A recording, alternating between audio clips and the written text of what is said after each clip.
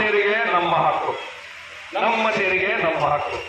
అయిపో అన్యాయం అయిపోతానండి, దేశం కొల్లబోతా ఉంది, ఏమేమో అన్యాయం అవుతాయప్ప. ನಮ್ಮ ತೆರಿಗೆ ನಮ್ಮ ಹಕ್ಕು ಕರ್ನಾಟಕದಲ್ಲಿ ఇంకా చాలా ఇస్తా అంటామంటే సరే పంచాయత్కు నిజాం తాలూకు ఇండ్లు వస్తాయి. నాకు గోపి అచ్చి జగన్ కృష్ణారెడ్డి గారికి ఇల్లు ఇస్తారా? ఎవరికి ఇస్తారు? ఎవరో పేదోళ్ళకి వెళ్తారు. అట్లా దేశంలో కలెక్ట్ అయింది తిరిగేది వేరు వేరే తోటికి ఆ పేదగా ఎవరిలో ఆ దేశంలో ఉత్పత్తి ఏం తక్కువైందో అట్లా. ఇప్పుడు మనకేమన్నా బాగుంటాను నేను, నా ముగ్గు మొరకు పెద్దగా కానీ నా చేయి మొరకు పెద్దగా కానీ నేను అనుకుంటామా? దేశం అన్ని భాగాలకి పోవాల, దేశం సమగ్రంగా అవుతా ఉండాలి. వీళ్ళు బాగానే మనం తీసుకునేది అయితే కదా, మనం నానా సౌకర్యాలు ఉన్నాయి. మా జాతిలో జరిగే మాటేందా, మా ప్రదేశంలో జరిగే మాటేందా అని అడిగితే సాధ్యమా? అయ్యే పనేనా ఇదే?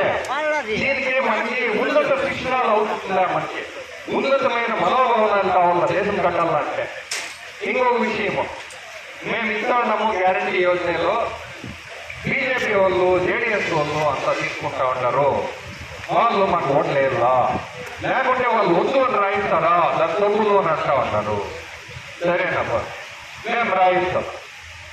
స్టేట్ జరిగే, రాజ్య జరిగే, సెంట్రల్ రెండు ఉంటాయి. ఆ రెండు ఉండే దాంట్లో స్టేట్ జరిగే మేము తీసేస్తాము. మాకి మీరు గ్యారంటీలు వద్దు అని రాయించిన వాళ్ళకి రాజ్య సర్కారు జరిగే వెళ్ళలేదు అని మేమంతా రాయిస్తాం. జరిగే క్యాన్సల్ చేస్తాము, లేదా వేరే అవసరం పక్షులకి ఇస్తాం కదా, మేము తీసుకుని మేము ఈ దేశం నాగరిక లేదంటే మేము ఏంటంటే అది మా హక్కు. సర్కారు సరిగ్గా తీసుకోకపోతే మా జనాలు బుద్ధి చెప్తారు.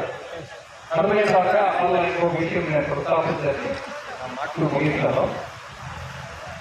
ఉద్యోగాలు లేదు, ముద్రాలో గ్యారెంటీ మా గ్యారెంటీని నరేంద్ర మోదీ కాపీ కొట్టేసినారు. ఏం గ్యారెంటీ పదం సృష్టికర్తలు, మాదే గ్యారెంటీ పదము. ఆ గ్యారెంటీ ఎవరు?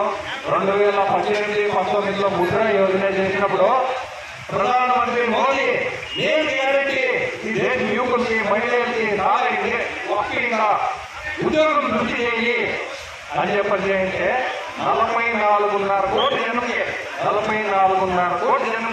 22.5 లక్షల కోట్లు ఇచ్చినారు అప్పు. 50,000 ఇంకా 5 లక్షలు, 5 లక్షలు ఇంకా 10 లక్షలు, దాన్ని కింద 20 లక్షలకి పెట్టినారు. మీరేమన్నా కొంత ఉద్యోగం కాదు సృష్టి చేసుకోండా? ఇదే భారతదేశంలో ఉండేది ఎన్ని ఉద్యోగాలు తెలిసిన సర్కారు ఇవే. అమ్మమ్మ అంటే 2-3 కోట్ల ప్లాట్లు ఉద్యోగాలు అంతా ఏముంటాయి సృష్టి అయితే ప్రభుత్వం సంపదలు ఉపయోగించుకొని ఏమన్నా వ్యవహారం చేస్తే దాంట్లో ఉద్యోగం సృష్టి అయ్యేది. స్వనిధి యోజన 10 కోట్ల మహిళలకి 10,000-50,000 ఓట్లు ఇస్తాం. ఇట్లా ఏదైనా తీసి 4 కోట్లు పెట్టినారు. నరేగా మన పొద్దులో ఇట్లా నన్ను 10 కోట్లు మనకు నీరు కోలు వస్తుంది కదా, అన్ని దినాలు 3,00,000 కోట్లు దుడ్లు పెట్టినాయి జనాలు. అందులో ఈవేళ మనం ఎంత ప్రధానమంత్రి చెప్పే మన కోలార్ జిల్లాకి 20,000 ఇంట్లో 14,000 ఇండ్లు వచ్చింటాయి. ఇవంతా ఏం పోయింది, అట్లే వచ్చి పడిపోతాయి. ఉద్యోగాలు చేసేదిలే, కార్పొరేట్ మేస్త్రీలు, కూలోళ్ళు, లేకుంటే ఇంకందరికి ఉద్యోగం లేదా? మాకు ఎదిగే ఉద్యోగం లేదు. ఇంకోటి దానికి ఏమంటే ప్రపంచంలో 2014లో దివాళీ అయిపోయి ఓల్డ్ తిప్పేస్తారు.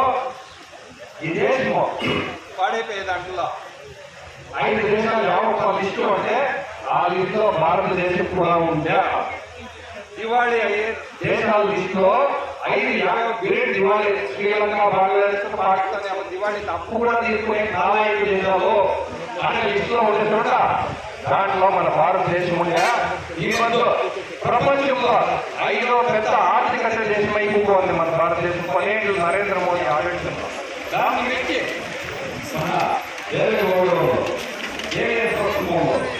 బీజేపీ సపోర్ట్ చేస్తా ఈడు జేడీఎస్ క్యాండిడేట్ తీసుకుంటారు అంటే 3వ స్థానం తెస్తాను.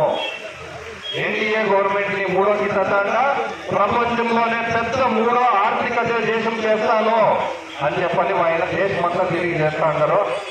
దానికోసము మన తాలూకులోనూ ఏకే అన్న, ఏక కృష్ణారెడ్డి అన్న, మన గోపి అన్న పల్లి తిరుగుతా ఉన్నారు.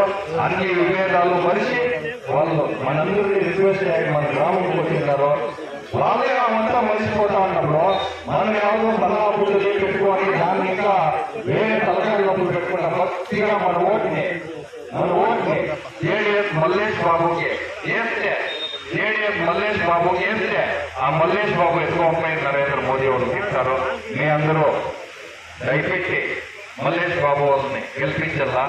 ఇంకొక విషయం చెప్తా ఉన్న లాస్ట్ విషయము, చింతామణి చुनाव విచారం